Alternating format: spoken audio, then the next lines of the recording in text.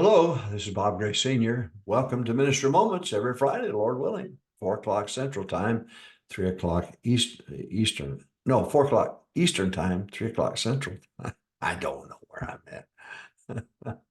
Hey, shout out to the Terrebones for the tie. You see the tie they bought me? I love it. I love it. Thank you so much for being so thoughtful. Rachel, Rachel, not Rachel. I know her well. Rochelle lived with us when we first went to very first church I pastored. What a blessing. What a blessing she was. And a lot of health problems, and they're fighting a lot of health problems. But God bless you. Thank you for the time. Thank you. All right, boys and girls. Today I want to talk to you about deacons. And hopefully I'll be able to give you some things. Now you may agree with me or not agree with me. That's okay. But food for thought might be something that you might think about, something that might be of help to you. And I hate the term deacon board because they're not a ruling board. They're serving men and trying to help the pastor out to help him to be able to focus on the word and prayer and being a bishop and running things and leading like he's supposed to.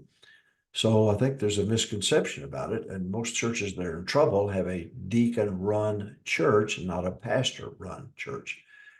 Deacon boards, I'm bored with the board. And I don't like that. I don't like that term. I like deacons. I like the we've had great servants throughout the years. My first church, we had 2 deacons, and God bless them. What great men they were. One of the deacons couldn't read, but he was a consistent soul winner. And I asked him one day, I said about his soul winning, and he said, Pastor, I'm ashamed to tell you, I can't even read. It shocks me. I said, you're a deacon. I know I've just never told anybody. I can't, I'm faithful. I can't read. Well, I said, how do you win souls? Oh, he said, it's easy. I get our gospel tract from the church and I asked him, read that. Next verse, read that. Then he says, I let them explain, what do you think that means? And he said, Carl Hatch did that a lot. But that's how he led people to Christ. They read it, he explained it, they got saved. And so he even had them read the prayer at the bottom there and ask him, well, what do you think we ought to do about this hell thing? And God bless him. Jack Lewis is the other deacon. God bless Jack. He had an accident at work and lost his right leg, and he had a wooden leg. And what a blessing. What great people at that church. Small church, but great people. No such thing as small church. Great church. Okay, we're talking about deacons. You got me sidetracked, didn't you? All right. There are 2 offices in the church to start out with. There's a pastor and deacon. Those are the only 2 offices in the church. Now, some have elder rule. I don't see that. I know that they're pastor, office of pastor, and office of deacon. Now, you can have a church without them being filled, but sometimes you don't have qualified men to be deacons, but you can have the office still. The office can be there, pastor and deacon. Sometimes the pastor resigns or moves on. Well, still a church, still has the office. It may not be filled, but it's still the office. Number 2, according to Acts 6, 2 and 3, the deacons are appointed to business so to free the pastor to stay with the word and prayer and ministry and leading and so on. So the deacons take the load off of the man of God. Last church at Longview Baptist, great church. I wish you could have known her in those days. 33 deacons, just great men. And they took care of the people who needed to be cared for in that church. And we had a large church, a large membership. And they really did. Everything I asked them to do, they put roofs on widows' houses and homes and so on. They were just marvelous. The chairman of our board became elderly and ill, and they took care of his lawn and took care of him.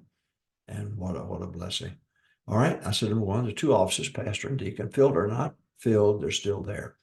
Number two, according to Acts 6, 2 and 3, they free up the pastor so the pastor can do his work. And so they take care of whatever's appointed. The Bible says whatever they appoint. So the pastor appoints the work for them to do. Number three, best to rotate them off for 1 year. Being in the count room and serving and all of that, it's good for them to have they've worked 60, 70 hours a week in their jobs and so on. So I felt like we had a part of our Constitution at the time that they could rotate off for 1 year. It was to help them. And also, if I had a troublemaker, oh my goodness, I guarantee you one thing, buddy, you ain't getting back on. I'll tell you that. I'm a dictator. I like what Lester Roloff said. No, I'm not a dictator. He's the dictator. I'm the duplicator. So we're talking about deacons now. You got to shut me off now, aren't you? Okay, 2 offices, filled or not filled, they're still there in the part of the local church. Acts chapter 6, 2 and 3 tells us that the business that the deacons are over is appointed business. Number 3, best to rotate off for 1 year. Nominations come from the membership, the pastors, and the deacons. So that's where the nominations come from. So every year we would vote, and so then we would receive nominations from the membership, the pastors, pastoral staff, and the deacons of men that they've noticed that were going the extra mile for the Lord.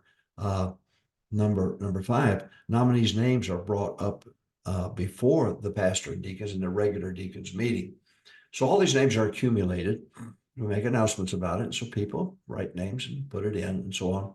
Well, all these names then come and are brought for the pastor and deacon, the regular deacons meeting. Next, I would write the names on a blackboard. So the names that were given and turned in, I would write them on the blackboard. Next, number 7, we did not discuss them individually, didn't do it. Never a discussion. I didn't want somebody reading the hand. Well, I don't like that guy.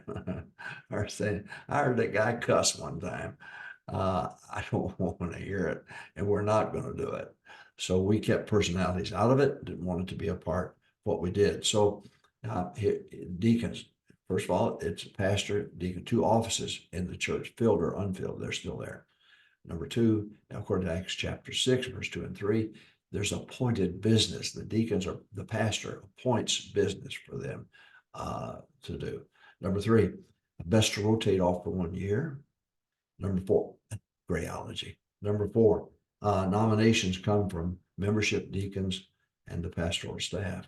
Number 5, nominees' names are brought up in the pastor and deacon, the regular deacons meeting. Number 6, we write the names on the blackboard. Number 7, we did not discuss the nominees, not at all. Not going to do it. You don't like them. That's fine. Between you, maybe you get right with God, but we're not going to do it. We're not going to do it. Number 8, the deacons and pastor can veto any nominee. So we would write their names on the blackboard. And I would, if we had 20 names up there, I would start with the first name. Okay, let's bow our heads. With our heads bowed and eyes closed. Anybody here can veto anyone. We're not going to discuss them, but we can veto anyone. And if no one raised their name and I knew something as pastor that disqualified them, then I would raise my hand and I would put to their name like that. Okay. So we wrote their names on the blackboard. Don't discuss the nominees. Deacons and pastors can veto any nominee. Number 9, the bowing of the heads and is how we did it without anybody looking around. So number 9, we would bow our heads, and they would not be done where everybody knew who was vetoing who. We're not going to do that. Not going to do that. Number 10, when we give the nominees a requirement sheet. So I would call after that process, the membership, the deacons, and the pastoral staff can turn in names. And then we'd go through this process. Well, then after the names that were remaining that were not vetoed for 1 year, the first time I did this, one of our deacons didn't understand what I said, and he vetoed every name. I got done, and I said, "Now let's go over this again. Maybe we need to understand this board deacon." He said, "Pastor, I'm sorry, I misunderstood. I'm for all those names up there, but anyway." Then I would meet with them privately, give them a requirement sheet, and I would say, "Go home, talk to your wife. I want the two of you to pray about it and let me know if you're willing to serve. And it is serving. It is serving. Number 11, we whatever the vote was, we broke it down into thirds. I'm just telling you what I did. You do what you want to. Maybe this might help some of you. I 1 year, 2 year, 3 years. And if you got the lower number of votes or middle number of votes or the highest number of votes, that determined the 1, 2, or 3 years. So then the person that got the most votes was that year 3, next year 2, and then the least year 1. So they would serve 1, 2, or 3 years, and they would rotate off after that year. It gives them it's not easy. If you do it right, there's a lot of work involved in being a deacon in a New Testament Baptist church, a lot of work. And I wanted to make sure that we didn't kill them.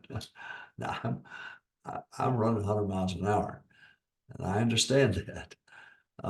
And I have to tap the brake a little bit on myself. I've got ants in the pants and tap the brake a little bit. And so I have to, and so when it comes to the deacons, I can be demanding. If you're going to be a deacon, you're going to serve. This is not something you do for notoriety's sake, but it's something you do in service. So that's it. Ministry Moments every Friday, 4 o'clock Eastern time, 3 o'clock Central time. And I hope that you'll go to YouTube and go to Ministry Moments, Bob Gray Sr., and subscribe. Or you go to softchurchproblems.com and subscribe, or your favorite podcast provider. You can go there and get Ministry Moments every week. It's not preaching. I'm not going to preach to you. We're going to talk to you about practical things, poignant and brief, but I believe honestly that, of course, Brother House, there we go again. He mentioned it again. Brother Robertson, Brother Roloff, and all those, Curtis Hudson, all those great men had great mind. Tom Malone, great minds, brilliant. Tom Malone has several master's degrees, Shakespearean topic. I've been in his library when he was alive. Amazing. But these great men all had great relationships with their deacons. Not perfect, but they worked together, and that's the way it should be. And I had great men at Longview Baptist and at Faith Baptist Church. Great men. God bless you. Tomorrow's soul winning, so make sure you win somebody to Christ and get them to church on Sunday. And don't forget, church starts at Sunday school.